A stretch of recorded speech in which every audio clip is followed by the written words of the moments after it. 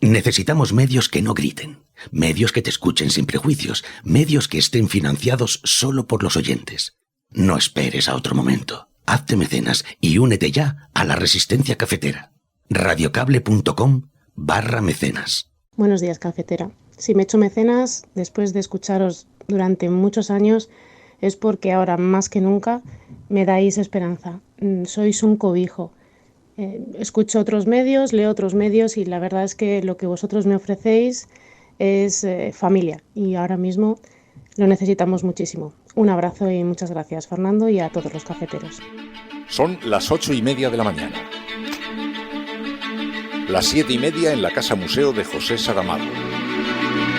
En Tías, Lanzarote. Buenos días, mundo.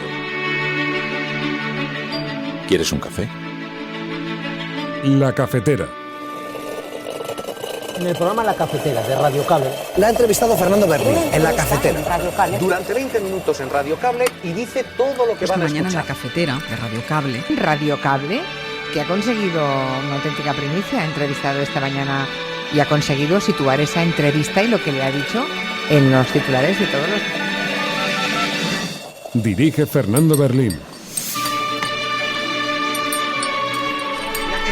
Cuidado, porque con las cosas que había dicho, que yo le oí la grabación del programa de Fernando Berlín, que lo... Mire, yo parafraseando a Radio Cable, no estás sola.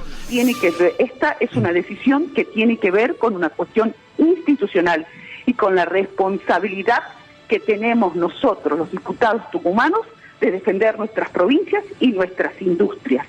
Y discúlpeme, porque en este marco de conversación no voy a continuar la conversación con usted. Cuando usted quiera hablar conmigo en otros términos, estoy dispuesta a... No, y si lo puede seguir hablando, puede seguir hablando, lo puede seguir hablando. De usted y del programa. Perdóneme, pero entonces... Buenos días. No tendrá respuesta. No, está muy nerviosa la diputada, no está muy nerviosa. No tienen respuesta. Indudablemente que está hablando sobre algo. Pero ¿cuál es el...? هذه أصوات إطلاق النار وهذه هي المشاهد على مفترق الكويت في حي الزيتون. هذه أصوات إطلاق النار الآن. Aconsejamos que a los centros de infantil y primaria no se lleve el dispositivo móvil, salvo en casos excepcionales que tengan que ver con la salud, con necesidad de estar controlados, etcétera, etcétera. En educación secundaria, si se llevan los móviles, deben mantenerse apagados y a excepción de aquellos momentos en los que por causas educativas sea necesario conectarlos con la supervisión del profesor. Vamos a poner en marcha un acuerdo de país para proteger a los niños y adolescentes en la red, con 3 ejes fundamentales. El primero, la aprobación de una ley integral para la protección de los menores en Internet. El segundo, la aprobación de una estrategia multidisciplinar desde el ámbito de la educación, de las competencias digitales y de la igualdad. Y finalmente, con la creación de herramientas que impidan el acceso a esos contenidos pornográficos de los menores de edad. Hay pruebas de que Mariano Rajoy conocía que había una operación para investigar y cuestionar a independentistas y gente que no estaba implicada en la política, por ejemplo, Sandro Rosell. Bueno, entiendo que para eso estará la justicia, pero desde luego lo que no pienso comprar es el relato de que aplicar un 155, que es perfectamente legal y es un derecho que, o sea, es una herramienta que está dentro de nuestro sistema constitucional. Es que no le estoy preguntando por el 155. No, pero es que le estoy preguntando por la Operación Cataluña. Ya, pero es que vamos extrayendo pequeños capítulos para ir poco a poco dándole la vuelta a... Sinceramente, creo que el señor Feijóo planteó esa propuesta de esta propuesta frívola, carente de un mínimo debate, bueno, pues para generarse un foco, concretamente el día que se celebraba el Día de la Educación. Pero creo sinceramente que no se va a llevar a efecto. Lo creo porque es que no es posible. Bueno, pues es muy sorprendente lo que está pasando dentro del Partido Socialista, ¿no? El Partido Socialista considera razonable ser un poco terrorista y le parece muy mal criticar un poco a Sánchez. Me parece un poco sorprendente la humillación del Partido Socialista hacia el presidente Paje. A mí me parece sorprendente. Mire, llevo desde los 16 años defendiendo al PSOE e incluso haciendo todos los esfuerzos del mundo para que el PSOE gane las elecciones. Creo que en ese sentido no se puede discutir. ¿Pero nota nerviosismo en su partido? Porque no son nuevas sus críticas sobre este tema. Efectivamente, no son nuevas, de manera que no... ¿Y a qué lo achacan? No hay un cambio, pues no lo sé, pero que no hay ningún problema, de verdad. Que en el PSOE que yo empecé a militar hace muchísimos años, se puede opinar.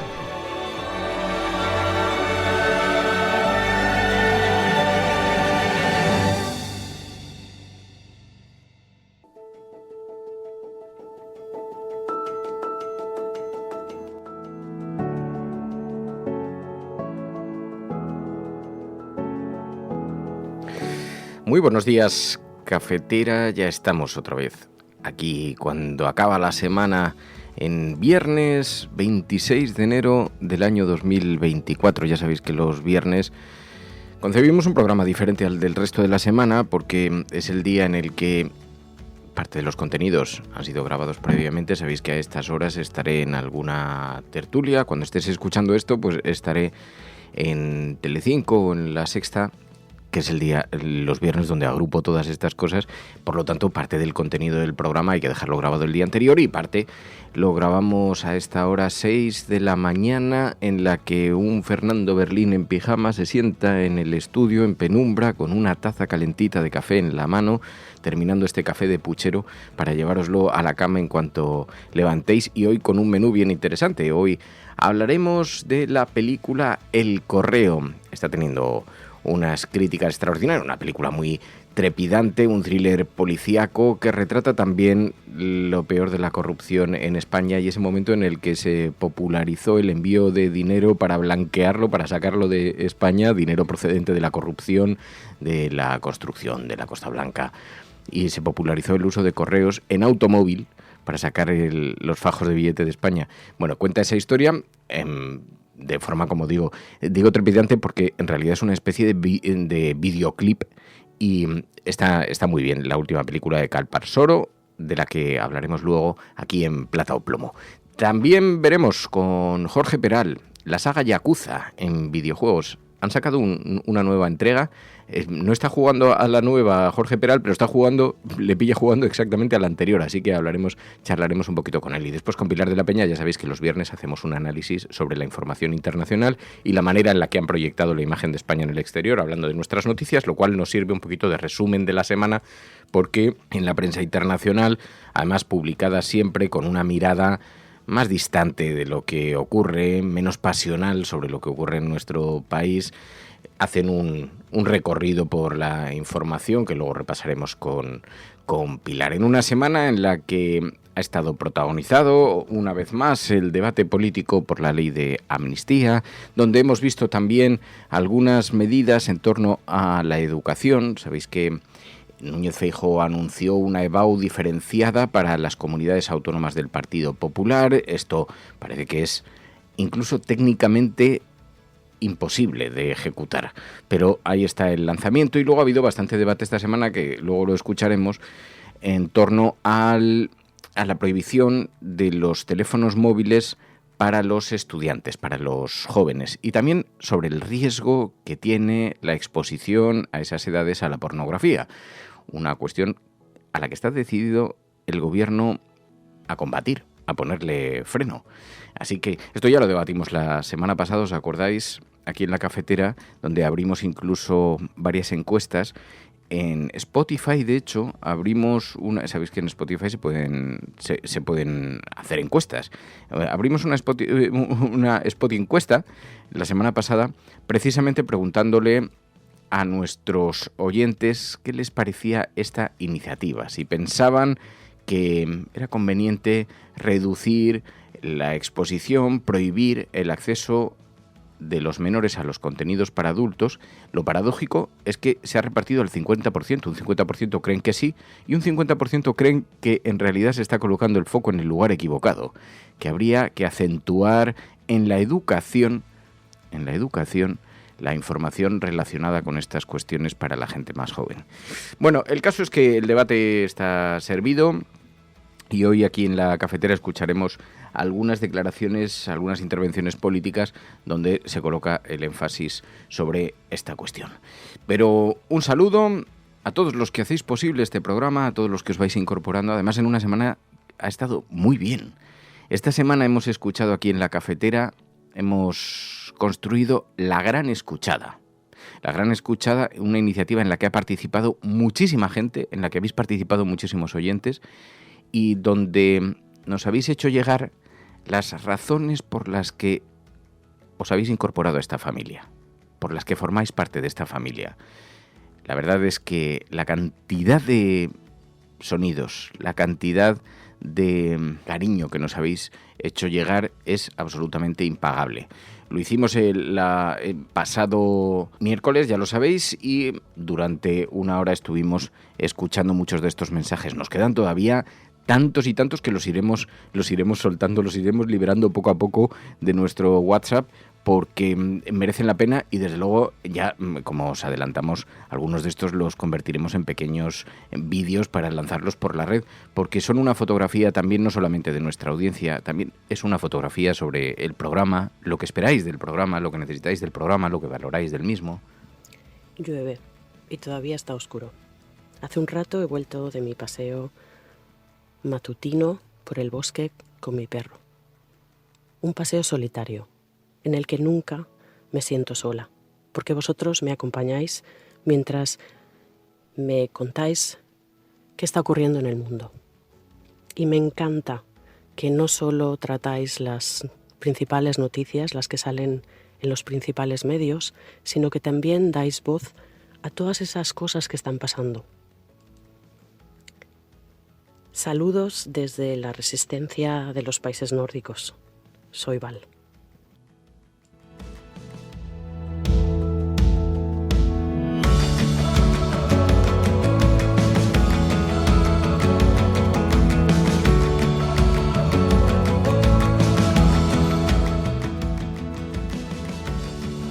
Bueno, pues quiero contribuir a vuestro aniversario con este audio.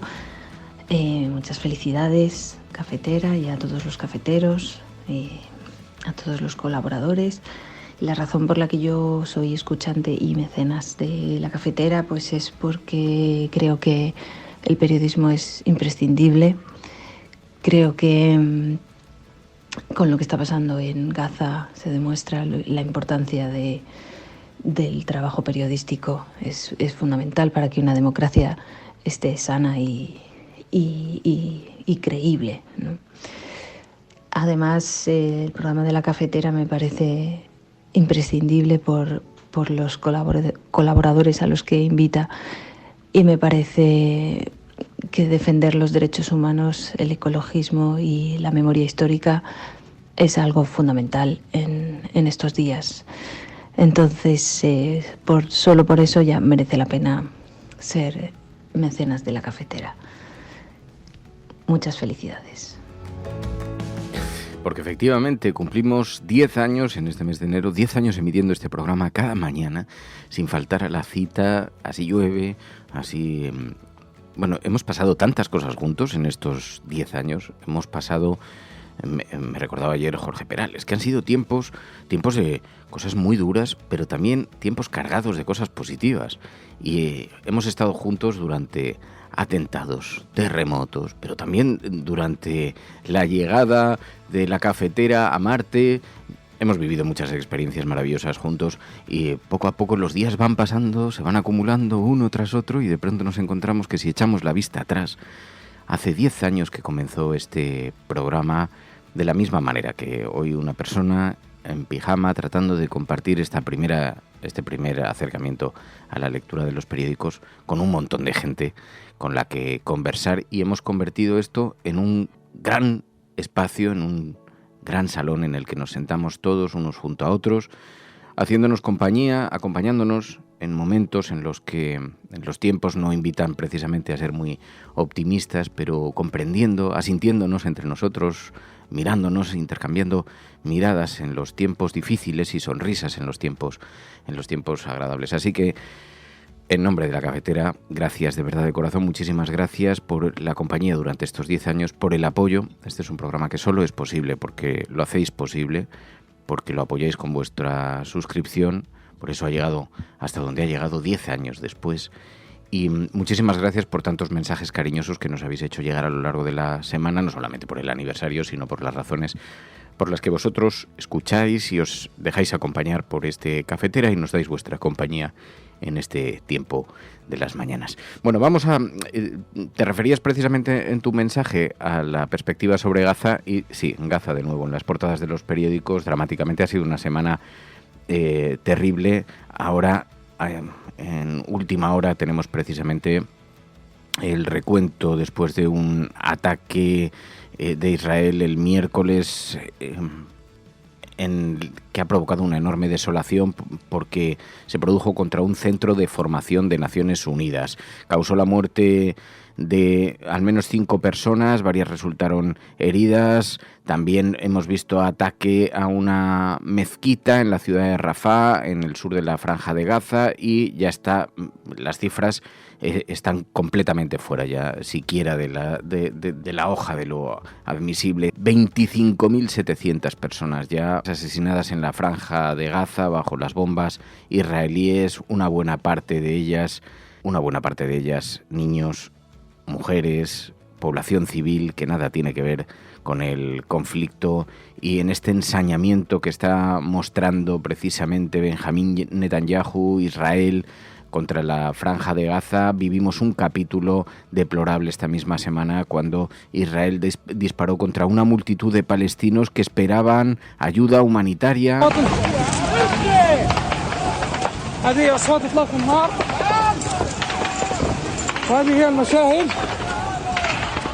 على مفطر الكويت في حي الزيتون هذه أصوات إطلاق النار الآن. Y hemos visto imágenes estos días, grupos de personas que se acercaban con banderas blancas para tratar de reunirse con sus familiares divididos por el frente donde se libran las batallas más cruentas, que eran disparados a sangre fría por las fuerzas israelíes a distancia, matando a los portadores de las banderas blancas. En fin, hemos visto cosas verdaderamente increíbles. La desidia con la que el mundo está mirando estos asesinatos es terrorífica, y quien ha emprendido una campaña muy contundente ha sido precisamente el responsable de Exteriores de la Unión Europea, Josep Borrell, que decía esta misma semana: hay que dejar ya de hablar de alto el fuego y tenemos que situarnos en otro escenario. Tenemos que dejar de hablar del proceso de paz y empezar a hablar más concretamente sobre el proceso de la solución de los dos estados, porque puede haber muchas paces, pero ¿qué otras paces tienen en mente desde el gobierno de Netanyahu? ¿Asesinar, matar a todo el mundo, expulsarles? ¿Qué es lo que quisiera? ¿Obligar a todos los palestinos a marcharse, a matarlos? Decía Josep Borrell. I think that we have to stop talking about the peace process, and start talking more concretely about the two-state solution process. Because peace, it could be many different pieces. Which are the other solutions they have in mind? To make all the Palestinians live? To kill of them? 25,000 already in Gaza. 70% are women and children. Certainly, the way you're trying to destroy Hamas. El 70% de los que han muerto en Gaza son mujeres y niños.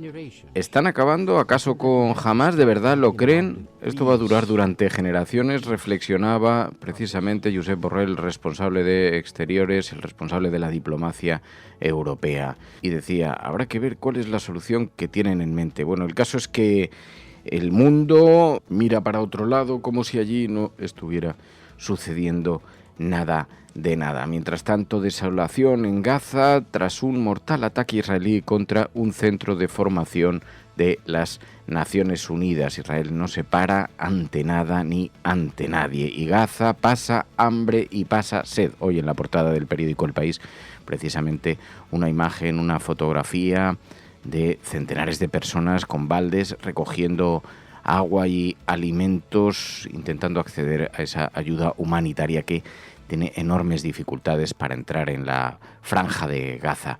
Bueno, mientras tanto, pues esas imágenes salpican a las portadas de los periódicos, pero nadie parece estar haciendo nada para frenar este desastre, para frenar a Netanyahu, esta ignominia. Bueno, más cosas que nos encontramos en las portadas, en la actualidad.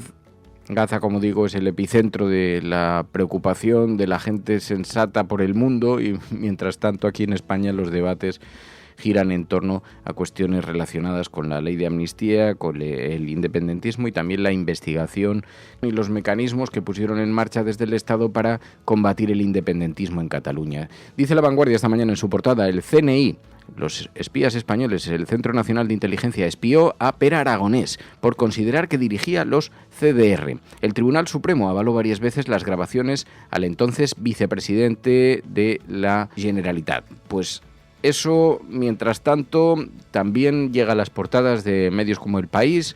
Dicen que como el Centro Nacional de Inteligencia consideraba que lideraba estos CDR, estos grupos, comités de defensa de la República, son grupos de activistas organizados que surgieron en Cataluña en el año 2017. Sabíais que su objetivo inicial era facilitar la realización del referéndum de independencia. Bueno, algunas de las actuaciones, de las movilizaciones, de las manifestaciones están siendo perseguidas por el juez, intentándolas vincular con el concepto de terrorismo. Eso ha hecho que, como se está negociando la ley de amnistía, el gobierno intente matizar esos delitos que se cometieron para que no puedan ser perseguidos judicialmente. La amnistía, dice el juez, que es inaplicable al terrorismo de Puigdemont.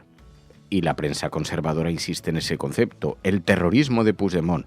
Mientras tanto, en el periódico El Mundo, el juez inutiliza las enmiendas del PSOE en tan solo 48 horas. Resulta que el juez García Castellón, que es al que vemos, según Infolibre, forzando un nuevo obstáculo judicial ante cada avance de la ley de amnistía, ahí aparece el señor García Castellón intentando frenarlo. Pues bien, según el periódico El Mundo, García Castellón sostiene que en los delitos más graves no se cumplen los requisitos para aplicar esa medida de gracia, defiende que algunos de los hechos que se le atribuyen al expresidente no quedarían cubiertos por la norma y argumenta que no frenó las movilizaciones a pesar de asumir que podría haber muertos. Y bien, mientras pues nos encontramos con que este asunto también capitaliza la portada del periódico ABC, donde, casi colocado como muy heroicamente en la portada, el periódico ABC habla de el juez del caso Tsunami, que no cede ante las maniobras del gobierno. García Castellón, presentado como un héroe esta mañana en la portada del periódico, dice del periódico ABC, García Castellón considera que no cabe amnistía por los ataques que sufrieron los policías de Urquinaona, incompatibles con el derecho a la vida y la integridad física, e insiste en la responsabilidad de Puigdemont en los incidentes. Claro, que el juez, en el caso de Cataluña, esté tratando de buscar algún tipo de alineación con los delitos relacionados con el terrorismo, nos hace preguntarnos qué es lo que pasa con todos aquellos que se han manifestado delante de la calle Ferraz, en la sede del Partido Socialista, algunos de los cuales protagonizaron confrontaciones directas con la policía, algunos de los cuales además estuvieron lanzando objetos también, y algunos de los cuales, si los sacamos de allí y los colocamos en Cataluña, quedarían perfectamente camuflados en aquellos días, porque se estaban comportando igual que de lo que está denunciando el juez del caso Tsunami. Sin embargo, a nadie se le ocurriría, a nadie se le ha ocurrido, nadie está haciendo por llevarlos a los tribunales con delitos, acusaciones relacionadas con el terrorismo, que ya sabemos que quedan reservadas para gente que esté en el otro arco ideológico. Bueno, mientras tanto, sí, los pinchazos telefónicos a Pere Aragonés cuando era vicepresidente entonces de la Generalitat. El CNI pinchó los teléfonos bajo la premisa de dirigir estos comités de defensa de la República clandestinamente, y hasta ahora se sabía que el CNI había pinchado el teléfono de Pere Aragonés cuando era vicepresidente y que para ello logró una autorización judicial. Pero ahora se sabe una de las razones que argumentó ante el juez para conseguir la autorización. El CNI pidió el pinchazo argumentando que Aragonés era quien estaba detrás de esos comités de defensa de la República, que lo hacía desde una cierta clandestinidad, pese a que además era la segunda autoridad del gobierno. Hoy lo cuenta el Periódico de España y lo vemos también recogido en su portada. Es un asunto que atrae la atención, entre otros, del periódico La Razón. García Castellón complica la amnistía a Puigdemont y a los imputados por Tsunami, dice esta mañana este periódico, mientras también, pues decíamos, el juez García Castellón no descarta ánimo homicida en Tsunami para intentar impedir que Puigdemont se acoja a la amnistía, dice el periódico de España. Bueno, el caso es que, claro, el gobierno está recibiendo acusaciones muy graves por parte del PP con toda esta materia, con la ley de amnistía, con los matices que intenta introducir respecto a qué delitos durante aquellos días estaban relacionados o no, o se parecían o no al terrorismo, y el Partido Popular está haciendo todo lo que puede, aprovechando todo lo que puede para intentar buscar esos paralelismos. Mientras tanto, Marlaska defiende el constitucionalismo del Partido Socialista. El Partido Socialista Obrero Español nunca ha estado en el extrarradio de la Constitución. El Partido Socialista Obrero Español es el partido que ha estado en la Constitución desde el minuto uno. Yo creo que ningún otro partido ha votado siempre a la Constitución y ha tenido una labor tan importante en defensa de esta Constitución. Creo que en ese aspecto decir esa cuestión es desconocer la historia, el presente y el futuro del Partido Socialista Obrero Español. Quien ha estado siempre con la Constitución lo está y lo seguirá estando. Muchas gracias.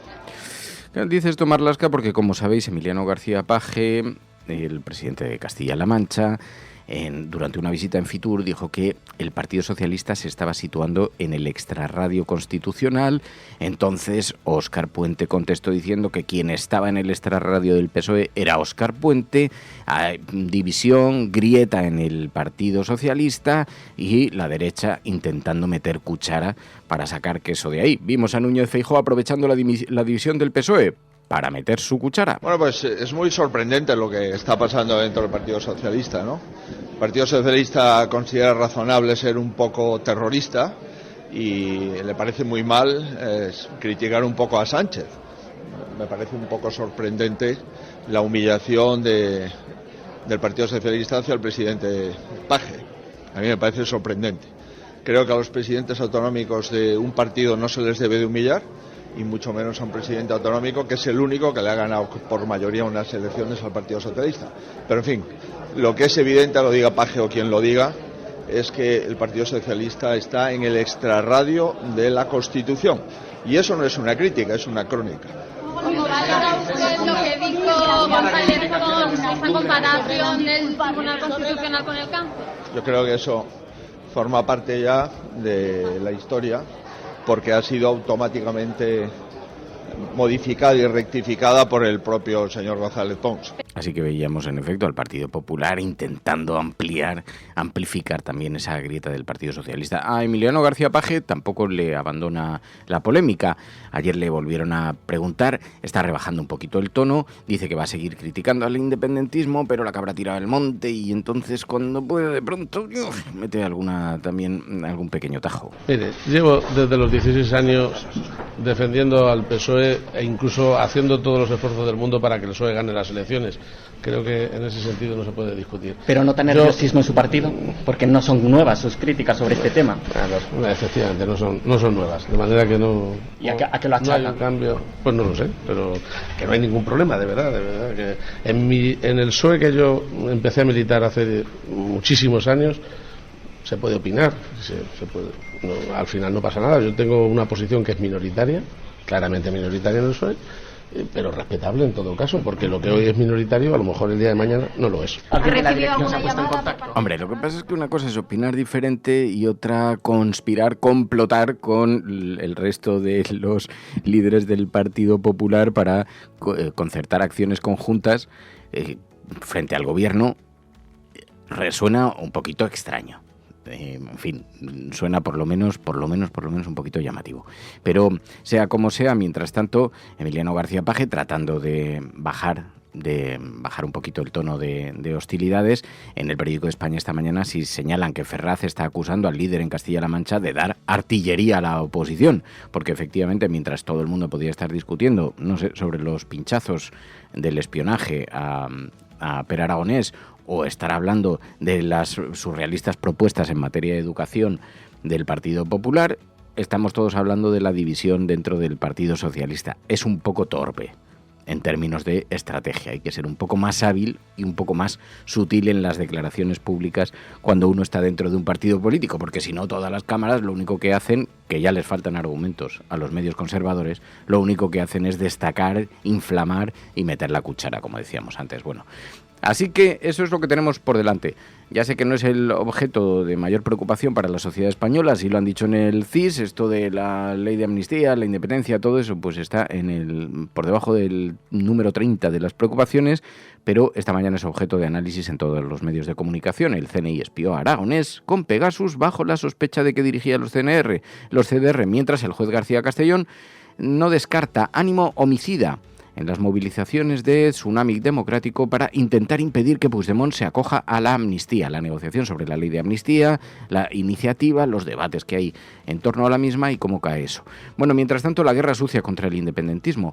Ayer fue preguntada Isabel Díaz Ayuso, vais a alucinar porque ha sido uno de los momentos más viralizados en la red, y creo que es conveniente que nos detengamos un segundo porque revela no solamente el espíritu caprichoso de Isabel Díaz Ayuso, también la escasa cualificación para enfrentar un debate, sino que además la rareza de las repreguntas en este mundo nuestro en el que vivimos, y que dejó con el pie cambiado a Isabel Díaz Ayuso cuando trataba de esquivar una pregunta sobre esto que se ha descubierto. Este aparato parapolicial montado en tiempos de Mariano Rajoy, este aparato ilegal, esta guerra sucia contra el independentismo, de la que están dando cuenta medios de comunicación como La Vanguardia y El Diario.es desde hace días, y que fue impulsada por el gobierno de Mariano Rajoy. Cuando le preguntan a Isabel Díaz Ayuso sobre esto, el fin justifica los medios. Hay pruebas de que Mariano Rajoy conocía que había una operación para investigar y cuestionar a independentistas y gente que no estaba implicada en la política, por ejemplo, Sandro Rosell. Bueno, entiendo que para eso estará la justicia, pero desde luego lo que no pienso comprar es el relato de que aplicar un 155, que es perfectamente legal y es un derecho que, o sea, es una herramienta que está dentro de nuestro sistema constitucional. Es que no le estoy preguntando por el 155. No, pero es que le estoy preguntando por la Operación Cataluña. Ya, pero es que vamos extrayendo pequeños capítulos para ir poco a poco dándole la vuelta al relato de manera que sea al final hay información España, en el que el gobierno de Rajoy había una operación desde el gobierno de Mariano Rajoy para investigar a independentistas para ponerlos entre las cuerdas. Bueno, pero creo que todos los estados... Inventándose casos. Bueno, yo no estoy a favor de inventarse absolutamente nada y faltar a la verdad. Pero todo lo que sea herramientas por parte del Estado para protegerse, me parece bien. Y creo que eso cualquier Estado en el mundo lo hace. Cualquier Estado normal y coherente se protege sus instituciones, protege sus fronteras, cosa que no hacemos nosotros, protege sus intereses y su soberanía. Aquí ayer en las redes sociales se hablaba de, ahí en ese argumento cabría la cal viva, por supuesto el GAL, por supuesto cualquier tipo de maniobra por encima de la ley, por supuesto cabe la creación de la policía patriótica, que es lo que está justificando que se inventen pruebas, que monten un estado parapolicial con pinchazos telefónicos, en fin, el caso es que, bueno, lo malo, porque además lo dice sin pestañear, tampoco pensemos que lo dice muy arrepentida, lo malo es que también está revelando el carácter de Isabel Díaz Ayuso, el carácter arrogante de Isabel Díaz Ayuso, con esta niña caprichosa a la que se le ha permitido, bueno, a la que se le permite cada día caminar con las manos libres, y quizá ahí encontremos una explicación a eso, en el dinero que insuflan desde sus administraciones a los medios de comunicación, porque cualquier otro político del arco parlamentario hace una reflexión de esta naturaleza y hoy estaría en todas las portadas de los periódicos. No lo encontraréis, pero sí lo veréis aquí en La Cafetera, porque esto es La Cafetera. Y si lo estás escuchando, eres La Resistencia y no estás sola. Los oyentes de La Cafetera sostienen este programa. Hazte mecenas y únete ya a La Resistencia Cafetera. radiocable.com/mecenas. Pero este carácter de arrogancia nos recuerda mucho a lo que vemos en otros países, también con otras ultraderechas, también con otros que se anuncian como ultraliberales, anarcoliberales, neocapitalistas y que pierden la paciencia rápidamente en cuanto son interpelados por la prensa. Ayer vimos a una diputada, Gladys del Valle, que ha firmado esa ley de extraordinarios recortes en Argentina, ha sido una de las firmantes, Dicen que le estaban apretando, tiene un gobierno regional y que estaban apretando mucho y amenazándoles con retirarles y revisar cuestiones presupuestarias, pero no solamente. Estaban amenazando a sus propios parlamentarios. Ella lo niega, dice que ha sido un acto de responsabilidad firmar eso, pero cuando se lo estaba planteando el periodista se produjo un momento tan tenso que terminó colgando la llamada. Defender las industrias de mi provincia, defender la gobernabilidad de mi provincia. Gustavo, ¿sabe qué decisión estamos tomando nosotros defendiendo a nuestra gente? ¿A qué se refiere, diputada, con la gobernabilidad de la provincia? No, porque uno puede suponer que están cediendo a las presiones y a las extorsiones de Milei y Caputo sobre el gobernador, que ha dicho... Discúlpeme, déjeme hablar también. Porque el presidente lo está presionando al gobernador. Discúlpeme. ¿Y ustedes están cediendo a esa presión?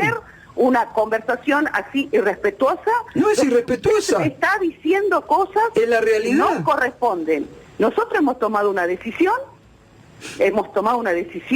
y usted hoy me viene, no me está haciendo preguntas, me está diciendo cosas. No, supongo. Si usted me va a tratar así por una decisión que he tomado, yo no voy a continuar la conversación. Pero supongo que ustedes pueden estar cediendo. Mis opiniones se respeten, como yo puedo tomar, yo respeto su pensamiento y su decisión. Y si yo no le estoy... Pero en este marco... Yo no le estoy faltando el respeto a usted. Yo no le estoy diciendo... Usted me puede preguntar, me ha llamado, usted es un periodista. Claro, sí. Bueno, pero usted no está dando su opinión. No, yo le estoy yo le estoy preguntando... comunicación conmigo. Yo le estoy preguntando si... No me escuchó bien. Usted está dando una opinión. No, yo le estoy preguntando... Pregúnteme.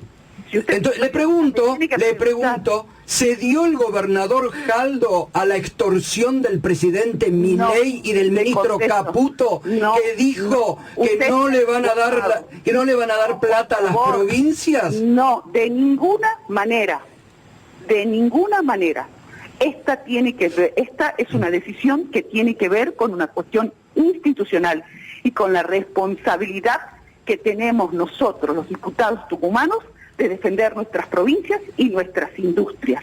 Y discúlpeme, porque en este marco de conversación no voy a continuar la conversación con usted. Cuando usted quiera hablar conmigo en otros términos, estoy dispuesta a charlar. Y si lo puede seguir hablando, puede seguir hablando, lo puede seguir hablando. De usted y del programa. Perdóneme, pero entonces... buenos días. No tendrá respuesta. No, está muy nerviosa la diputada, está muy nerviosa. No tienen respuesta. Indudablemente que está hablando sobre algo. Pero ¿cuál es el...? El gobierno de Milei se ve cada vez en más dificultades para explicar sus recortes. El nerviosismo es patente. Miles de personas salieron a la calle, ya lo sabéis, lo comentábamos ayer aquí en la cafetera, en protesta por los extraordinarios recortes que están padeciendo. Bueno, mientras tanto aquí en España vemos otras cuestiones que, si bien no figuran completamente en las portadas de los periódicos, merecen algo de atención. Hemos visto al Partido Popular proponiendo una EBAU diferenciada entre sus comunidades autónomas y el resto del país. Decíamos ayer este gesto de secesionismo educativo que se le ha ocurrido, que se ha sacado de la manga Núñez Feijóo, pero esta estrategia, utilizando las competencias autonómicas para imponer una visión común, desafiando al gobierno central, no es la única que ha lanzado el Partido Popular. Decía precisamente en La Sexta Clave ayer, se preguntaba si Feijóo no estará ensayando un gobierno paralelo al de Sánchez en las comunidades controladas por el PP. Podría estar gestando un gobierno en la sombra, aprovechando el poder autonómico que tiene en 11 comunidades, y allí van desde los impuestos hasta esta última propuesta sobre una EBAU única. Bueno, esto de la EBAU, la prueba de acceso a la universidad, que ya sabéis que pretenden realizarla de una manera concreta en sus 11 comunidades, fue anunciado por el señor Feijóo, pero desde el gobierno creen que la propuesta es solamente fuego artificial. Sinceramente, creo que el señor Feijóo planteó esa propuesta de esta propuesta frívola, carente de un mínimo debate, bueno, pues para generarse un foco, concretamente el día que se celebraba el Día de la Educación. Pero creo sinceramente que no se va a llevar a efecto. Lo creo porque es que no es posible, no respeta las competencias, en definitiva es que no es una propuesta seria. Así que dice que no es posible hacerlo, no respeta el Tribunal Constitucional, ya dijo hace 12 años que el gobierno no puede imponer unos contenidos únicos, lo están haciendo desde las comunidades autónomas, no podrían hacerlo desde el gobierno y habría comunidades en todo caso que tendrían derecho constitucional a declararse contrarias. Pero bueno, en esta ruptura de los consensos en las que vivimos, en la utilización de lo institucional, incluso de la educación, que debería quedar fuera de la confrontación política, fuera del debate político, en esta utilización tan perversa que se está haciendo de las instituciones, nos encontramos con que el Partido Popular no está dispuesto a pararse ante nada. Este secesionismo educativo, un escaparate perfecto de sus políticas, ni siquiera algo tan sensible como la educación se libra del electoralismo. Pues bien, hemos visto que no es posible, pero mientras tanto, sí, nos encontramos con que el debate de la educación está muy presente en el día a día entre los ciudadanos.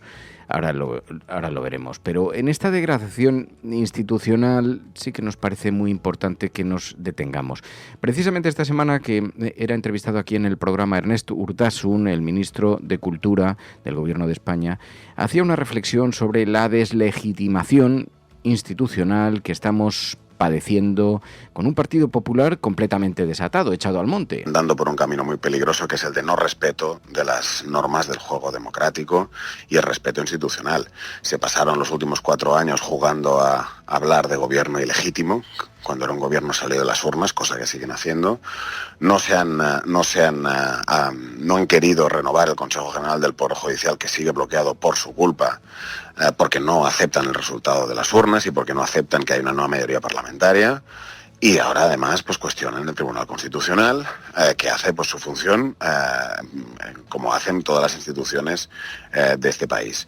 Y francamente yo lo que tengo que decir sobre esto es que el Partido Popular debe volver a la responsabilidad. Y volver a la responsabilidad significan 2 cosas. Romper sus pactos con Vox, que eso es gravísimo para el sistema constitucional y político español, y en segundo lugar, aceptar el resultado de las urnas y aceptar el funcionamiento democrático de las instituciones y no cuestionarlas permanentemente. Los partidos de derechas europeos democráticos normales no hacen estas cosas, y el PP eso se sitúa en una especie de excepcionalidad que francamente hay que denunciar con contundencia. Que ha llegado a un nivel el Partido Popular incluso calificando, como escuchasteis esta semana, de cáncer al Tribunal Constitucional durante una entrevista. El cáncer del Estado de Derecho hoy en España se llama Tribunal Constitucional presidido por Cándido Conde Pío. Luego tuvo que matizar sus palabras Esteban González Pons, pero el daño ya está hecho, la cuestión ya está imputada. Bueno, decía, pero sí hay cuestiones que preocupan verdaderamente más allá de la grandilocuencia o de la altivez o de la arrogancia que muestran algunos en el debate político.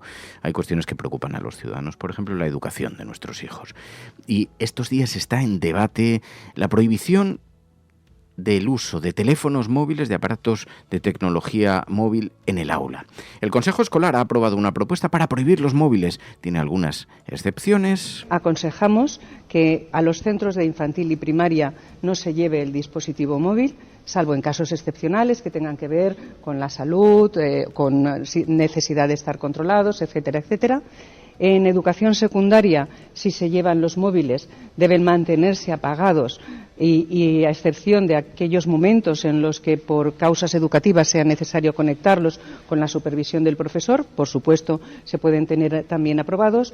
Y en las postobligatorias lo que se debe hacer pues es a criterio de las direcciones de centro. Siempre, y eso lo marcamos también en el documento, respetando la autonomía de cada uno de los centros. En muchos de los centros de educación, en muchos de los colegios públicos ya está prohibido llevar teléfono móvil, utilizarlo. Algunos alumnos los llevan, eso sí, apagados en las mochilas del colegio, porque tiene sentido ya por otras razones de seguridad, de autonomía o de las cuestiones que sea, pero la utilización dentro del colegio cada vez es más señalada. También hemos visto cómo desde el Ministerio de Igualdad están dispuestos a sacar adelante una ley para proteger de la pornografía infantil a los menores, para impedir el acceso a través de la red, a través de los teléfonos móviles, a páginas de contenidos para adultos. Honestamente creo que esta medida nace fracasada.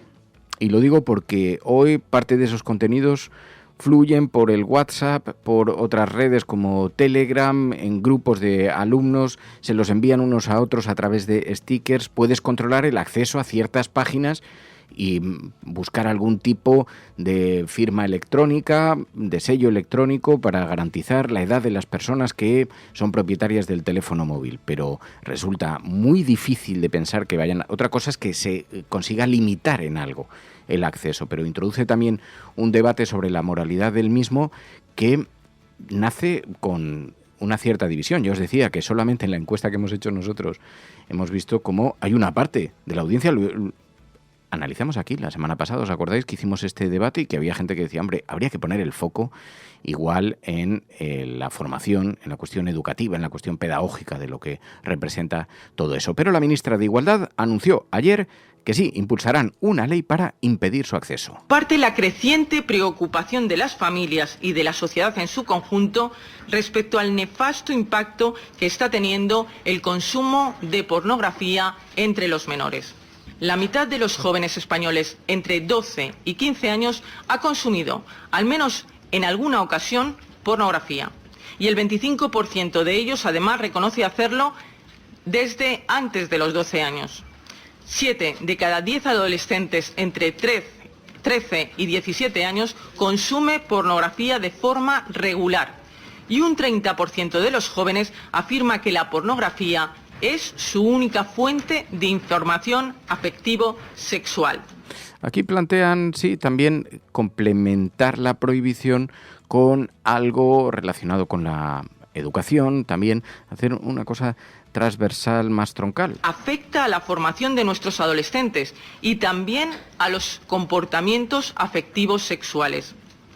Por ello, y de manera coordinada, y como ya ha anunciado el presidente del Gobierno, vamos a poner en marcha un acuerdo de país para proteger a los niños y adolescentes en la red, con 3 ejes fundamentales. El primero, la aprobación de una ley integral para la protección de los menores en Internet.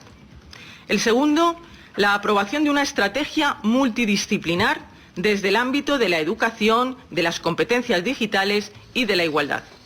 Y finalmente, con la creación de herramientas que impidan el acceso a esos contenidos pornográficos de los menores de edad. Pero bueno, ¿cuántas preocupaciones se muestran siempre los estados ante las cuestiones relacionadas con la sexualidad, con la pornografía?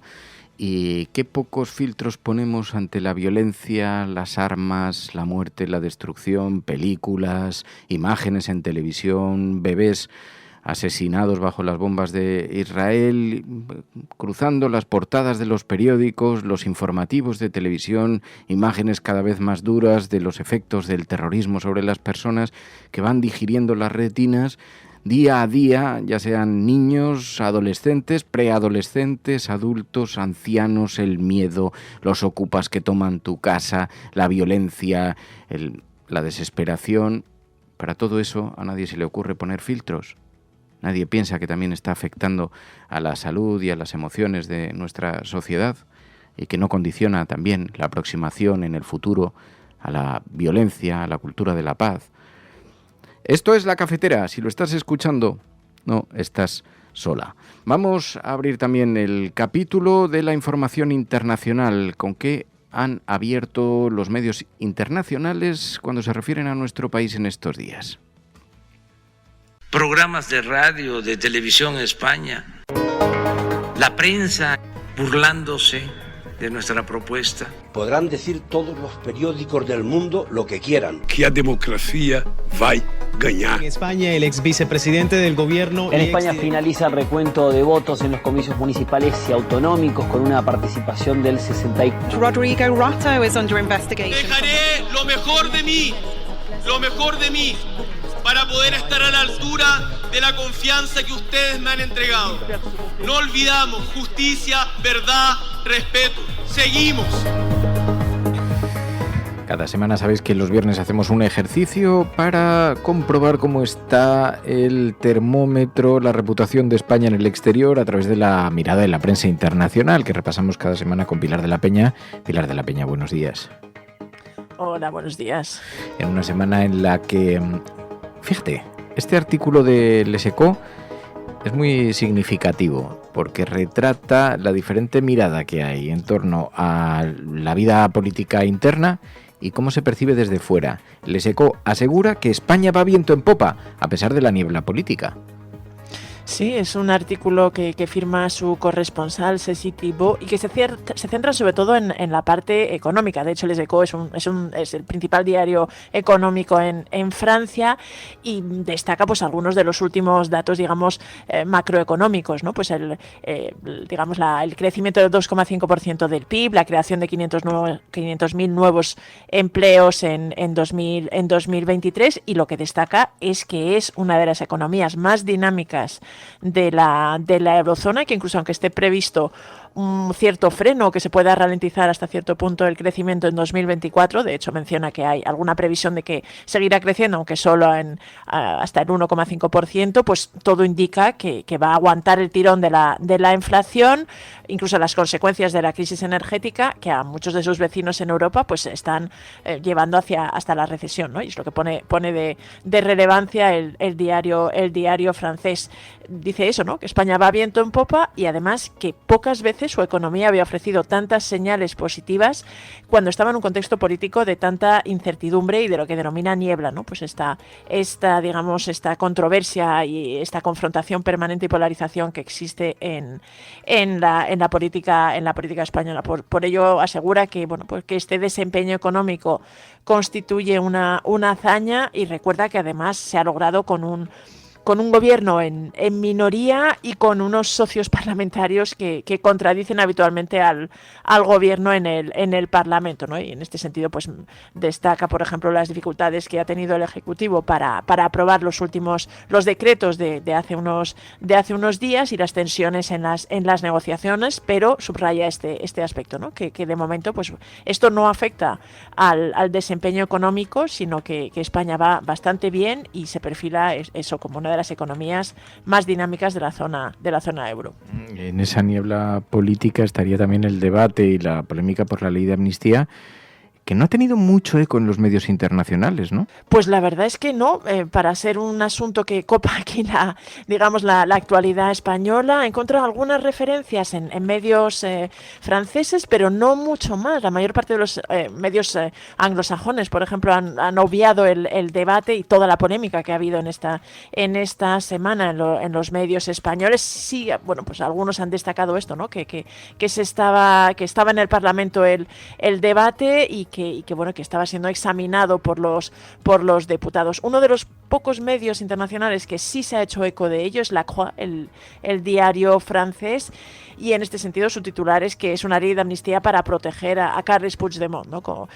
Si considera, bueno, que los términos pactados pues van a hacer que prácticamente se beneficien de esta amnistía cualquier tipo de independentista acusado por casi cualquier delito, incluido el de incitación al terrorismo, y bueno, pues recoge algunas de las críticas que hay, las críticas que se han hecho desde la oposición, aunque bueno, pues cita algunos analistas que destacan que es una ley que ha sido consensuada y que probablemente logre el respaldo del Parlamento. Más allá de esto, la verdad es que no ha habido demasiado eco a este debate sobre la ley de amnistía. Quizá cuando sea aprobada por el Parlamento sí que vuelva a copar bastante atención, porque es evidente que es un asunto que sí ha generado mucho ruido en la prensa internacional y que además, sobre todo por la controversia, la polémica y la confrontación que genera en la clase política, pues es un asunto que preocupa.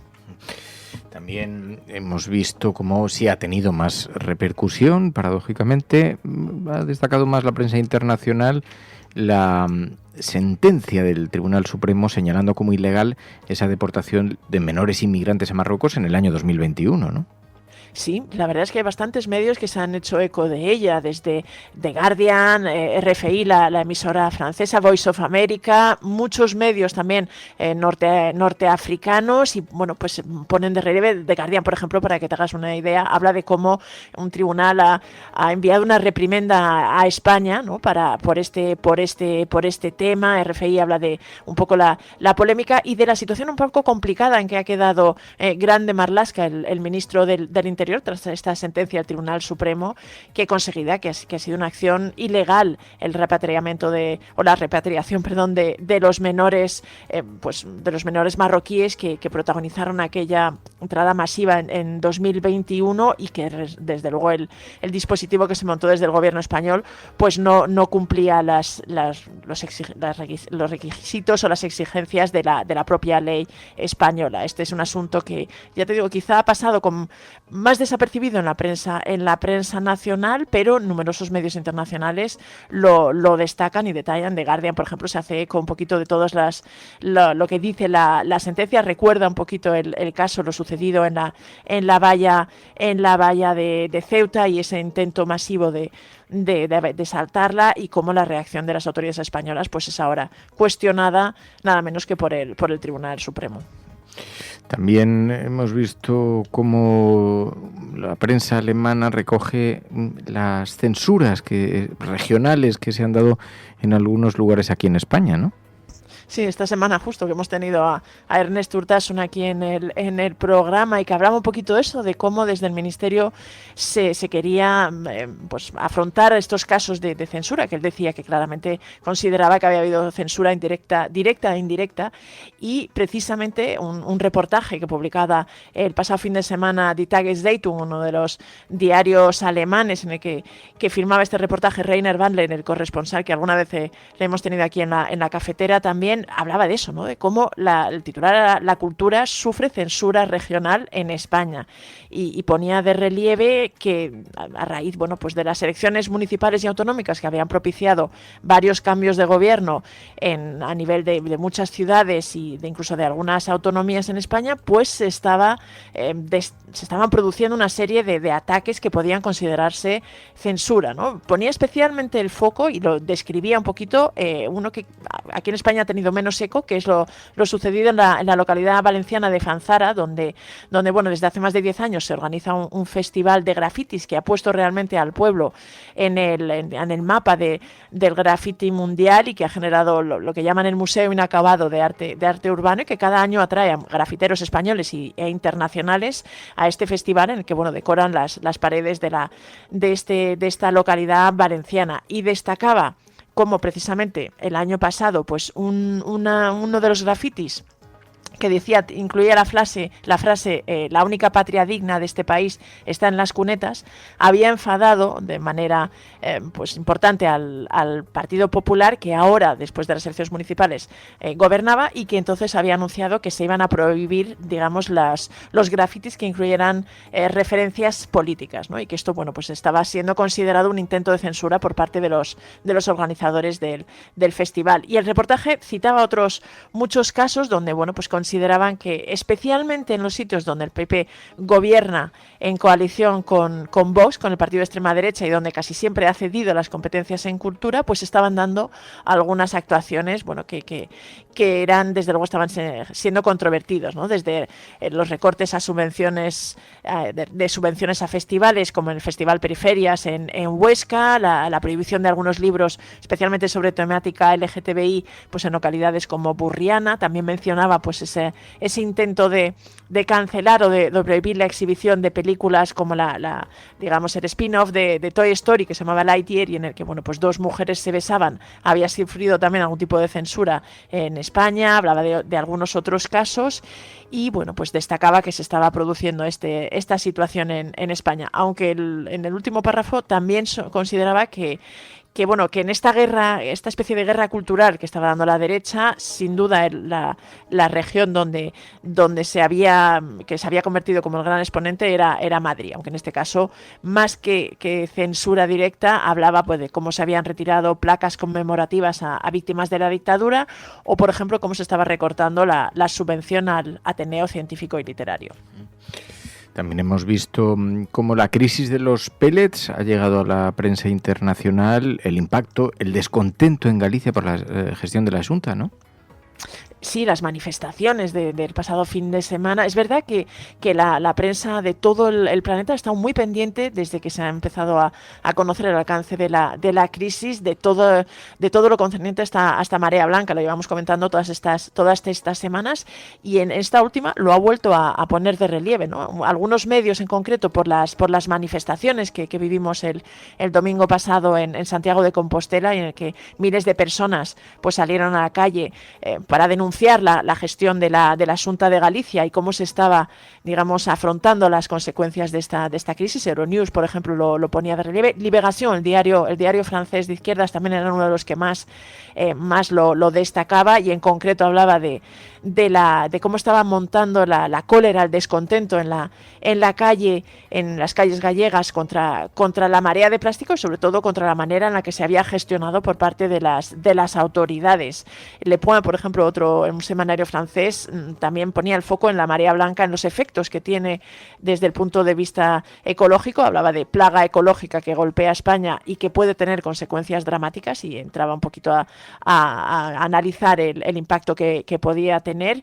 Y algunos, pues tanto Libération como Euronews, también señalaban el impacto político que está teniendo, ¿no? Además de estas manifestaciones, pues ambos medios recordaban que en poco menos de un mes, el 18 de febrero, hay elecciones autonómicas en Galicia, y bueno, pues esto podía tener un impacto, ¿no? Libération incluso llegaba a recordar que en el Partido Popular, aunque los sondeos indican que está al borde de la mayoría absoluta nuevamente en Galicia, pero había un cierto temor de que se pudiera repetir el escenario del pasado mes de julio, ¿no? Cuando las encuestas pues señalaban y de forma bastante unánime hablaban de predicciones de que el partido y Núñez Feijóo pudiera gobernar, y finalmente se habían equivocado, y el gobierno ahora mismo pues era de coalición liderado por Pedro Sánchez, ¿no? Y luego había algún medio como The Irish Examiner, el diario irlandés, que además destacaba que había venido a Galicia precisamente una eurodiputada irlandesa, Grace O'Sullivan, que había estado comprobando de primera mano el impacto y el alcance de la crisis de los pellet, y que estaba impulsando también, o al menos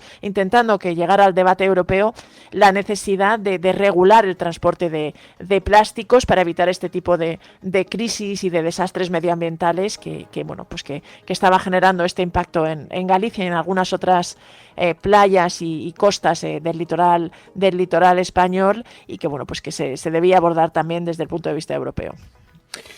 Bueno, y además hemos visto cómo Euronews se hacía eco de la indignación provocada en España por el acuerdo de Rafa Nadal con Arabia Saudí para ser embajador tenístico. Esto decían en Euronews que ha roto el corazón de muchos. Sí, era algo así como el titular, ¿no? Decía, ¿perdonará España a Rafa Nadal por romperle el corazón con este acuerdo saudí? Y bueno, pues detallaba un poquito la reacción que había producido el anuncio de que un personaje como Rafa Nadal pues había aceptado la oferta para convertirse en embajador del tenis para Arabia Saudí, ¿no? Y señalaba que, bueno, destacaba que Rafa Nadal realmente tiene una imagen pues muy buena en España. Estaba considerado una buena persona, un deportista modelo, una especie de ideal para muchos en España, gracias a sus logros deportivos, y sin embargo pues había generado pues mucha sorpresa y bastante indignación, ¿no? Esta decisión de haber aceptado el dinero, este acuerdo, que no se sabe exactamente el montante económico, pero que se presume debe ser elevado, que había aceptado esta oferta para convertirse en el embajador tenístico. Aunque lo que también resaltaba Euronews es que casi más que el hecho de haber aceptado la oferta, una cosa que había indignado era el comunicado en el que Nadal anunciaba este acuerdo, y en el que decía textualmente que en Arabia Saudí, miraras donde miraras, veías el progreso y el crecimiento, ¿no? Y que se obviaba en esta manera pues todas las críticas al país del Golfo, pues por la falta de respeto hacia derechos humanos, de los derechos de las mujeres, o el hecho de que fuera un gobierno autoritario, ¿no? Y entonces en este sentido pues destacaba la televisión europea un poquito todas las críticas que había suscitado la cantidad de gente que se consideraba pues eso, con casi dañada o personalmente decepcionada por la decisión del tenista español, aunque ponía de relieve, bueno, pues que no era el primero que había sido tentado y que había aceptado los petrodólares. Por ejemplo, mencionaba el caso del golfista español Jon Rahm, que recientemente también aceptó una oferta para jugar en el circuito de Arabia Saudí, de algunos otros como Cristiano Ronaldo, y que en general había un esfuerzo por parte del gobierno o de la monarquía que gobierna en Arabia Saudí para intentar, a través de grandes inversiones, de millonarias inversiones en el mundo del deporte, pues intentar mejorar su imagen y proyectar sobre todo una de mayor modernidad y que se alejara un poquito de la visión de estos países como básicamente dependientes del petróleo. Bueno, pues la prensa internacional, la foto que ha hecho esta semana de España, la foto que ha hecho de nuestro país, ya sabéis que repasamos cada viernes aquí en La Cafetera con Pilar de la Peña. Pilar de la Peña, gracias. Gracias a todas. Los oyentes de La Cafetera sostienen este programa. Hazte mecenas y únete ya a la resistencia cafetera. radiocable.com/mecenas. La Cafetera y Neutral presentan Plata o plomo. El mundo en series. En el Juego de Tronos o ganas o mueres. Con Fernando Merlín y Ana Pastor. ¿Sabes dónde estás? Es una radio pirata. De la zona neutral. Nos recuerda un poco por qué luchamos. La noche es oscura y alberga horrores. La noche es oscura y alberga horrores. Nada cambia de golpe. Si estuvieras en una bañera que se calienta poco a poco, morirías hervida sin darte cuenta. Estamos juntos. Somos un trío. ¿Nosotros vivimos románticamente juntos? Hola, habla con Walter White. Usted dijo que estaba casi muerto, ¿vale? Dijo que moriría en cualquier momento. Éramos capaces de ser y hacer todas esas cosas porque estábamos informados por grandes hombres reverenciados. Plata o plomo, el mundo a través de las series de televisión, a través de las películas, a través de los documentales, cada semana con Ana Pastor Neutral. Ana Pastor, buenos días. Muy buenos días. Bueno, no esperaba yo encontrarte de pronto en una película haciendo de periodista, pero en una película, y pensaba yo, digo, a lo tonto, de cameo en cameo. No, que va, solo he hecho que yo recuerde, en El Reino les ayudé, pero no salía. Ahí tenían a la maravillosa Bárbara Leni haciendo, es verdad, el papel de una periodista que trabaja en un programa de televisión como El Objetivo, pero sí que hice un pequeñito cameo, que la verdad es que fue un regalo con los Javis en el capítulo final de Paquita Salas. Y esto también en el fondo es solo un cameo, porque yo hago de mí misma entrevistando al prota de la peli, no vamos a desvelar mucho, pero que además es una estrella nacional e internacional muy joven. ¿Tú te arrepientes de algo de lo que has hecho? Pues sí. Sí, de muchas cosas. Pero es que el dinero es como un virus. Una vez te infectas es imposible deshacerte de él. El dinero, que en gran parte era dinero público, con el que podríamos haber construido más colegios, más hospitales, tener más enfermeras, tener más médicos, era dinero público. Ya, pero es que el dinero corrompe. Es una experiencia, la verdad. Nunca había conocido a Calparsoro, que es el director, en persona, y bueno, que como el tema es interesante del que vamos a hablar, pues me animé. Aaron Piper, María Pedraza, Luis Tosar en El Correo, una película de Daniel Calparsoro sobre el tiempo de la corrupción, el trasvase de dinero, el blanqueo, los correos de Marbella que iban trasladando el dinero para blanquearlo. Es una película bastante entretenida, es un buen thriller, los actores están bastante bien. ¿A ti te gustó el resultado? Bueno, es que fíjate, es una peli, lo explica muy bien Calparsoro. Cuando a mí me contaron la idea, me la contaron Borja y Emma Lustres, que son los productores de Vaca, es una productora gallega con la que yo había tenido relación.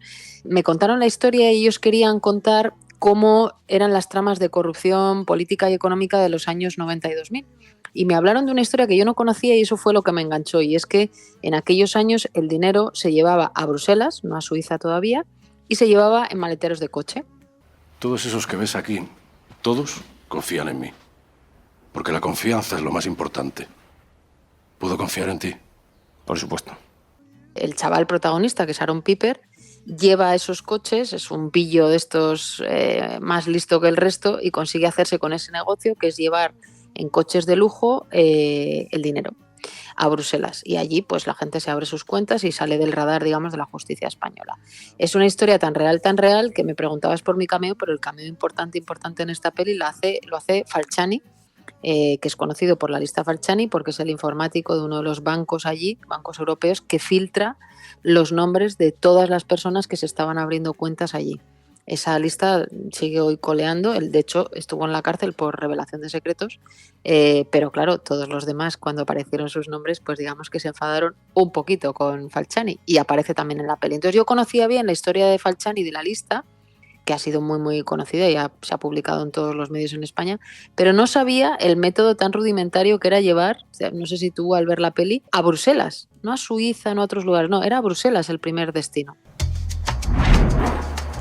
Marbella, un pueblo de pescadores y artesanos hasta los años 60. Hasta que llegaron los guiris. El dinero. El ladrillo. Y más guiris. Y más dinero. Y más ladrillo. Después llegó la jet set. Y después llegó él. Esto es lo único que tengo. Lo llevo siempre porque no gasto. Voy a comer y me invitan, ¿no? Siempre igual.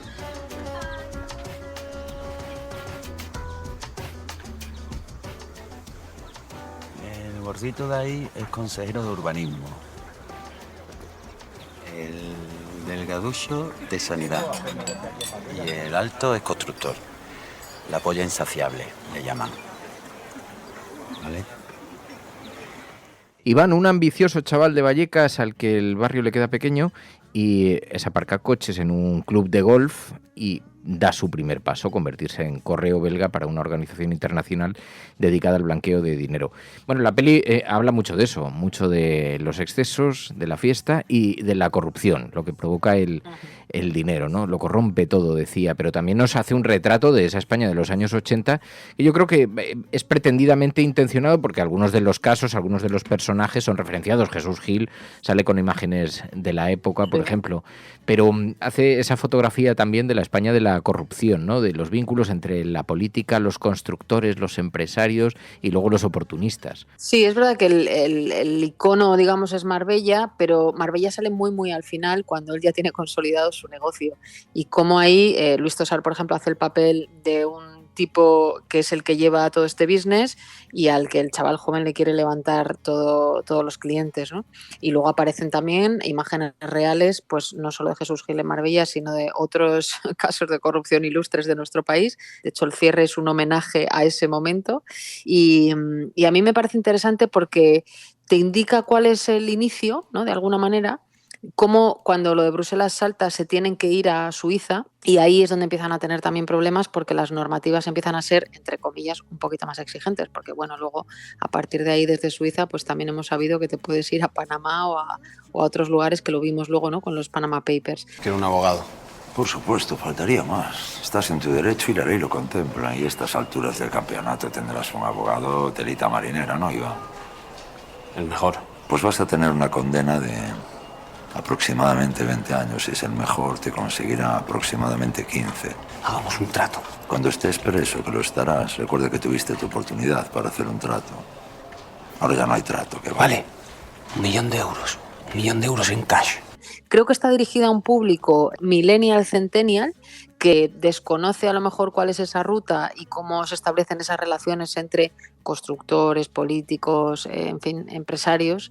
Y aquí lo van a ver, y lo van a ver a través de un actor tan conocido como Aaron Piper, que se hizo muy, muy famoso en España, sobre todo en Netflix por Élite, pero que ya había trabajado pues nada menos que con Gracia Querejeta cuando tenía, pues no sé, porque ahora es muy joven, o sea que debía tener muy poquitos años. Pero luego está muy arropado, él y María están muy arropados por Luis Tosar o por Luis Zahera, que es mítico también actor de nuestro país, y que Zahera en este caso hace de Poli, que es el que le intenta coger, ¿no?, para enterarse de qué está pasando en ese mundo. Y además aparece la trama de Gao Shiping, me parece que se llamaba, ¿no?, esa trama también sí, de un negocio asiático muy muy corrupto, que ha estado investigado en la Audiencia Nacional durante mucho tiempo. Gao Ping creo que se llamaba, y bueno, te hace como un recorrido. Fíjate que no es tanto los 80 como los 90 y los 2000, estamos hablando de no hace mucho. Cuando la gente vea las imágenes se va a sorprender. Sí, porque da la impresión de que ha pasado muchísimo tiempo. Claro, yo no recordaba a Aaron Piper, sí que me sonaba la cara, ha sido uno de los protagonistas de Élite, ¿no? Y creo que allí tiene una fama formidable, lo cual demuestra que yo vivo un poquito al margen del planeta, porque creo que es una auténtica estrella de las redes también, Bueno, ¿no? Sí, vives un poco al margen. Es verdad que es un actor referencia muy generacional. Yo vi una serie en la que creo que le está muy bien, que es la de Aitor Gabilondo en Netflix, no recuerdo ahora el nombre, pero es de un caso que hubo de un chico que mató a sus padres y que tenía una hermana. Es un caso, lo ha ficcionado, Gabilondo lo ha ficcionado, pero es un caso real. Y bueno, esa serie está también en Netflix y él es el protagonista, y ahora ha saltado también al cine con este papel en el Correo, que por cierto, en el primer fin de semana de estreno, porque apenas se cumple una semana desde que la han estrenado, se ha convertido en récord de taquilla número 1 en estos días, dentro de las que se están estrenando, que además hay bastante competencia. O sea que la apuesta de la familia de Vaca Films yo creo que ha sido interesante porque se dirige a ese público, ¿no? Es un público que quizá le pasa más desapercibido estas tramas y tienen el gancho de estos actores, María Pedraza y Aaron Piper, tan referencia para ellos. Ah, tanto. Así que se ha estrenado en cine, porque he visto también que es una producción que han financiado, creo que era Movistar, Netflix. El estreno ha sido en cines. En cines, sí, han ido directamente a pantalla grande. Has visto que estos días hablamos mucho también de eso, ¿no? De cómo, claro, las salas al final están compitiendo con la pantalla pequeña, que son las plataformas. El caso de La Sociedad de la Nieve es curioso porque es una apuesta de Netflix, pero que se ha estrenado en cines también. Y están todos un poco haciendo eso. Al final hay gente que lo ve solo en pantalla pequeña, pero es verdad que hay pelis que merecen muchísimo la pena verlas en pantalla grande y en sala de cine, ¿no? Así que, bueno, vamos a ver cómo tira el resto de semanas, pero me parece interesante. Bueno, pues la película se llama El Correo. La podéis ir a ver a los cines, pero como digo, son varios coproductores, Vaca Films, Panache Producciones, algunas productoras francesas, está Canal Plus, está IK, Movistar Plus, Netflix, y se estrena en el cine. Es un thriller policíaco, una película pues muy trepidante. He visto que las críticas eran positivas y desde luego ellos están estupendos y retratan esa España también del exceso, dinero negro, de la corrupción. Y además, pues eso, podemos ver a Hervé Falciani o a Ana Pastor en ese papel que a mí me ha encantado. Hay una estética muy de videoclip, te has fijado también, ¿no? Que hay momentos donde, o sea, lo que han hecho ha sido un montaje muy rápido, tiene mucho ritmo la peli, porque hoy en día, claro, como compites con tantas cosas, también el ritmo es una cosa que la gente muy joven la tiene muy incorporada en su cultura audiovisual, ¿no? Así que, bueno, yo creo que para saber qué pasó en aquella época, de hecho la peli se iba a llamar El Correo Belga. Finalmente se ha llamado El Correo, pero para entender también la historia de por qué el dinero se fugaba y huía en manos de los corruptos hasta Bélgica. Ana Pastor, Neutral. Gracias, Ana. Un abrazo.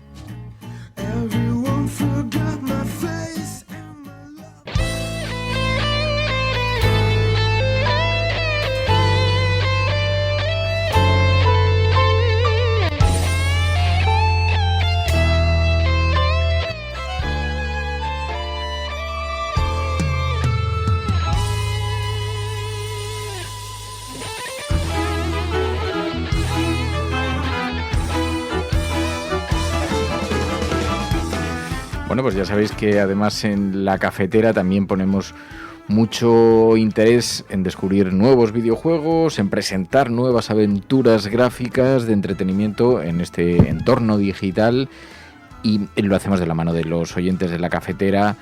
Señor Jorge Peral, muy buenos días. Hola, muy buenas, ¿qué tal estamos? Bueno, muchísimas gracias en primer lugar por hacernos hoy de Cicerone, hacernos de guía.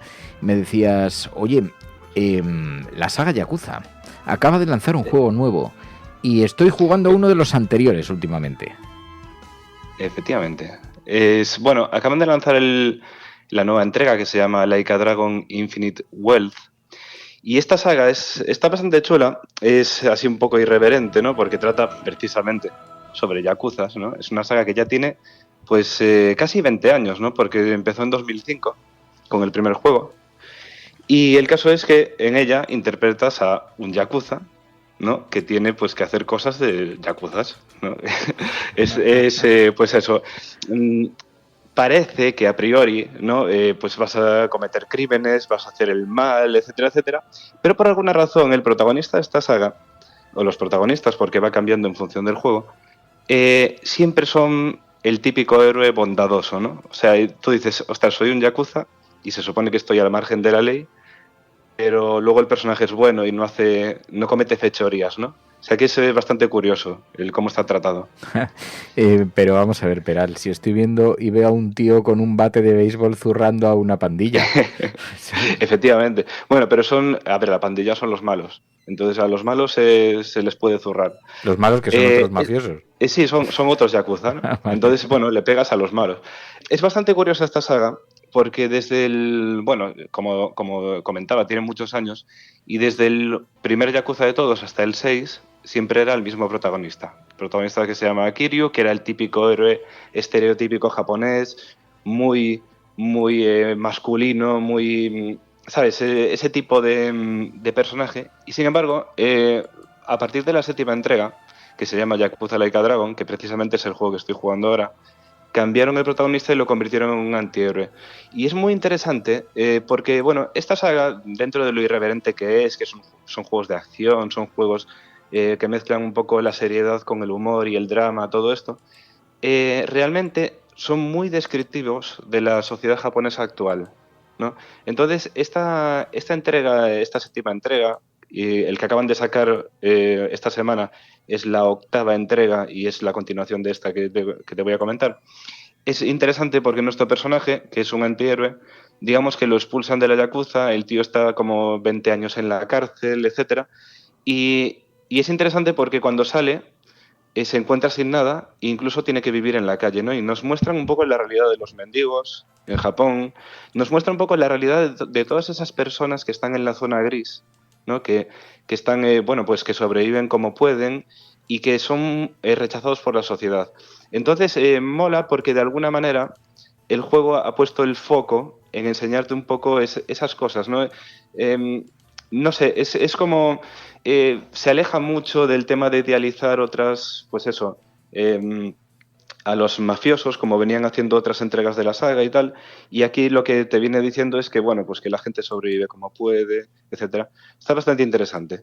¿Y por qué dices que en las últimas entregas se convierte en el antihéroe?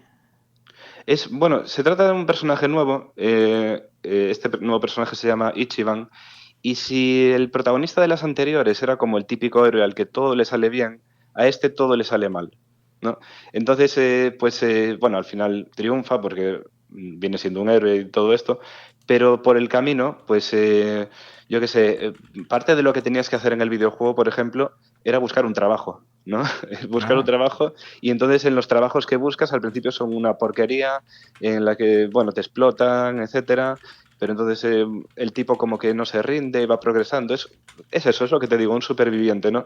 Entonces es un personaje que hace que el jugador se sienta muchísimo más identificado que lo que se sentía con los personajes más estereotípicos que veíamos en la saga anteriormente o en otros juegos del estilo, ¿no?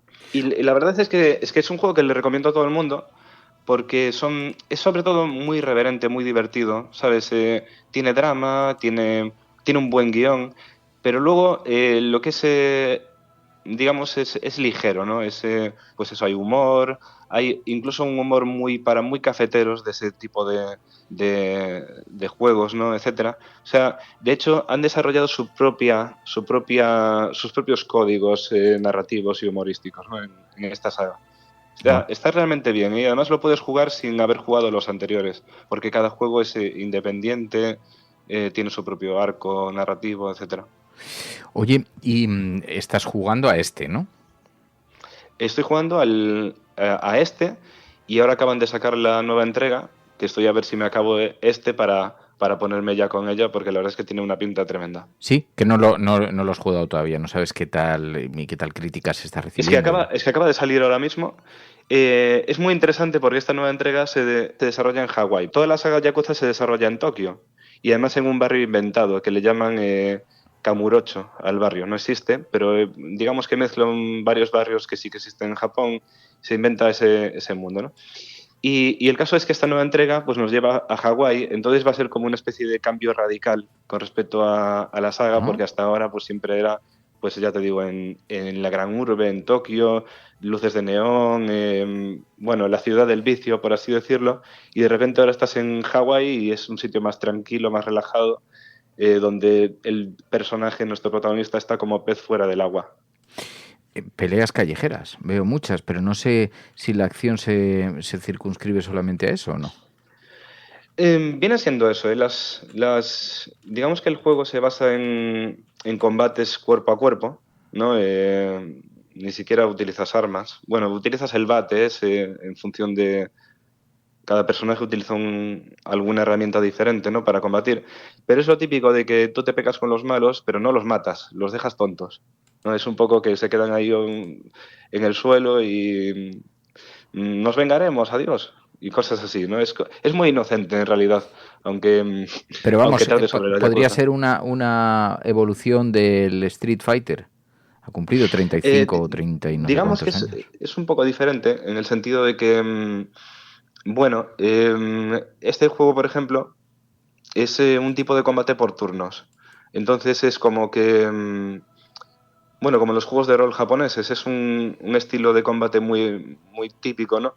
Que es que la acción se desarrolla por turnos, cada personaje hace su acción, una acción por turno, y luego van los enemigos y luego vuelves a ir tú hasta que termina el combate, ¿no? No es en tiempo real, por así decirlo, ¿no? Sino que tienes que desarrollar los turnos. Entonces este juego hace eso. No es tanto como Street Fighter, por ejemplo, que el combate es en tiempo real y es, pues eso, más de habilidad y tal. Este es más pausado. Entonces sí que recuerda a Street Fighter en el sentido de que visualmente son peleas callejeras, ¿no? Al final. Y en materia gráfica, ¿qué tipo de universo es? ¿Mundo abierto, mundo cerrado, escenarios? ¿Cómo es un poco la dinámica? Lo que tiene este juego es que, digamos que, bueno, hasta ahora, en todos los juegos de la saga, tú tienes el gran barrio de Kamurocho, en este caso en esta nueva entrega será una isla de Hawái, ¿no? Inventada, y te puedes mover libremente por ese escenario, que es muy amplio, ¿no? Entonces podemos llamarlo un juego de mundo abierto, realmente. Y luego una cosa muy interesante que tiene este juego es que está lleno de minijuegos. No sé si recuerdas, por ejemplo, Red Dead Redemption, que tú te podías ir a jugar a las cartas. Sí, y entonces echabas una partida de cartas y apostabas. Sí, pues es algo así, ¿no? Entonces tú puedes irte a la sala de juegos, por ejemplo, que siempre hay una sala de juegos de Sega, porque este juego es de Sega. Entonces allí tienes como 4 o 5 juegos que son juegos reales, donde puedes jugar y tirarte pues horas jugando a esos juegos, ¿no? Entonces, por ejemplo, una cosa muy típica del juego es que pues eso, te ibas al salón de juego de Sega y podías jugar al OutRun, que es un juego de coches de los años 80, 90, que está completo ahí, ¿no? Es como que un juego dentro de un juego. Y mola porque, ya te digo, ya no solo es que vivas la trama principal, sino que puedes pararte a todas esas chorradas que hacen que el juego sea mucho más vivo y que sientas que estás en un mundo real y un poco vivo, ¿no? Wow. Bueno, pues oye, es una propuesta, la verdad no habría reparado, si me dices que estás jugando, yo sabéis que de Peral siempre me parece garantía, pero si estás jugando tú y nos lo recomiendas... Y me encanta, ¿eh? Sí, ¿y te está gustando mucho? Sí, mucho. O sea, es una saga que cuando la conoces, la pillas y tal y entiendes el humor, te lo pasas muy bien. O sea, yo se la recomiendo a todos los oyentes. Cuesta cogerlo al principio porque son los códigos japoneses, el estilo narrativo, el estilo de personajes y tal. Si no te gusta, no te va a gustar, pero si le das una oportunidad, a lo mejor encuentras algo interesante. Pues la saga Yakuza. Señor Peral, Jorge Peral, gracias, de verdad, de corazón, muchísimas gracias. Un abrazo muy fuerte. Muchas gracias. Nos vemos en la próxima. La Cafetera no es solamente un programa de radio. La Cafetera es tu compañía. Si valoras el rato que pasamos juntos, apóyala. radiocable.com/mecenas.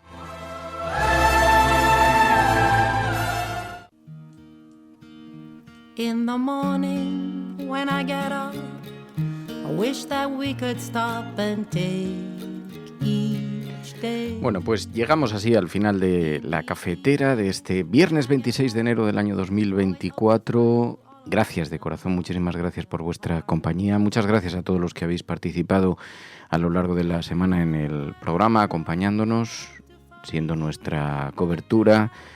y acompañando a otras personas en este lugar que visitamos cada día en la cafetera, donde mucha gente que trabaja en casa, que se encuentra viviendo en el extranjero o que se encuentra en tránsitos hospitalarios, que está pasando por alguna de estas travesías en el desierto que suponen las enfermedades y que nos envían mensajes diciendo os estoy escuchando desde la sala de espera del hospital, o gente que se encuentra haciendo deporte o tranquilamente sentada en la cama, o gente que cuando camina por la calle en dirección a su trabajo se pone un ratito la cafetera para escuchar esto, o cuando está de viaje en el podcast, en el coche, a través de los altavoces, algunos taxistas amigos que también lo hacen.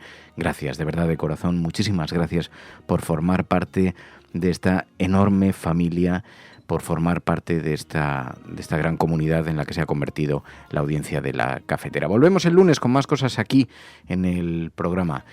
Pasáoslo bien, disfrutad, portaos suficientemente mal, sin hacer daño a nadie, y no os olvidéis de la cita del lunes. Gracias de corazón a todos los que hacéis posible este programa, a todos los que con vuestro mecenazgo sostenéis este proyecto. Estás escuchando La Cafetera, y si lo estás haciendo eres la Resistencia y no estás sola allí donde estés. Buenos días, buenas tardes o buenas noches, cafetera. Si has llegado hasta aquí, si has llegado hasta el final del programa, pon un mensaje en las redes sociales para que yo lo vea. Gracias. ¿Te ha gustado el programa de hoy? Invita tú a esta ronda de café haciéndote suscriptor de La Cafetera. radiocable.com/mecenas. Wish that we could stop and take each day. In the evening when I get home, always hope to find you all alone and out of harm's way.